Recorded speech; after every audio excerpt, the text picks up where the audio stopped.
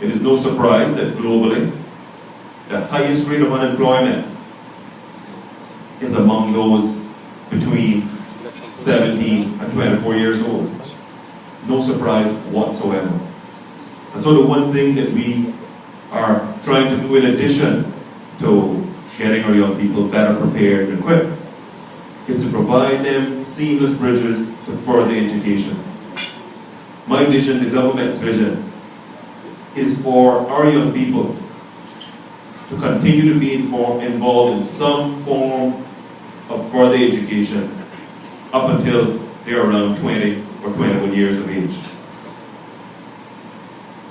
It is vital for us as a community to achieve that goal.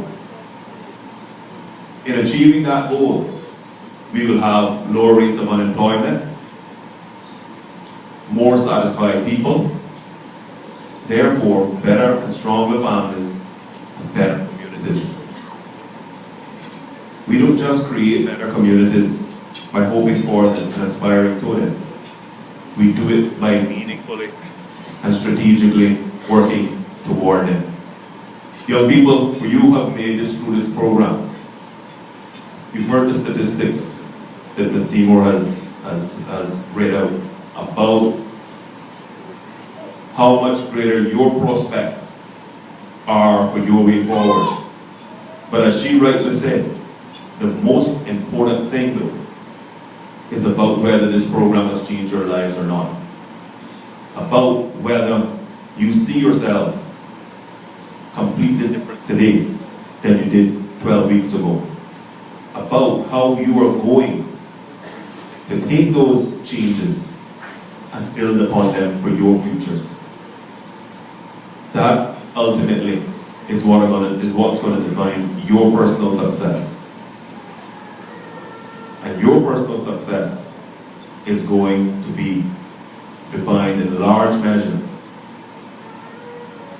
I say close to 100%, about the choices you make, the way in which you see the world, about whether or not you see yourselves as your own change agent, or you're going to rely on something or someone else to be that change agent.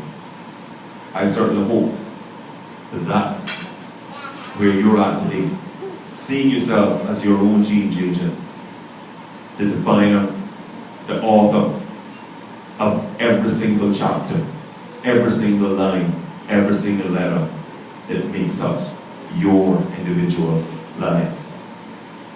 I certainly congratulate all of you, and certainly on behalf of the entire government, congratulate all 21 of you who have made it through the program. As Shannon said a little earlier, Mr. Seymour said a little earlier, in every group we have a few that don't make it through. This isn't a gimme program. This isn't a program designed by government in the traditional way and you make every excuse in the world, you keep everyone involved. This program is about mimicking real life. If you mess up, you get a chance. But there comes a time where ultimately you run out of chances.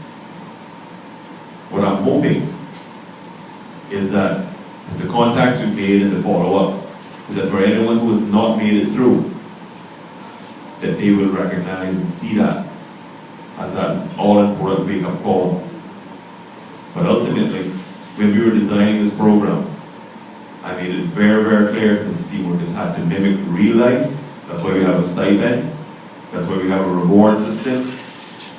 That's what all of our young people are going to face, whether in further education or employment. Effort and attitude get you good grades.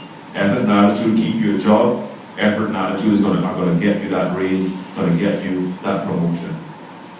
Life is about effort and attitude. So again, I congratulate all of you, and I certainly look forward to all of you, every single one of you, contributing to our Caymanian society. I'll end with this. As we were here, and I'm sure a few of you heard the music that was on. What I want all of you young people to always remember, you're not defined by the music you listen to. You're not defined by the way you dance. What you think is cool.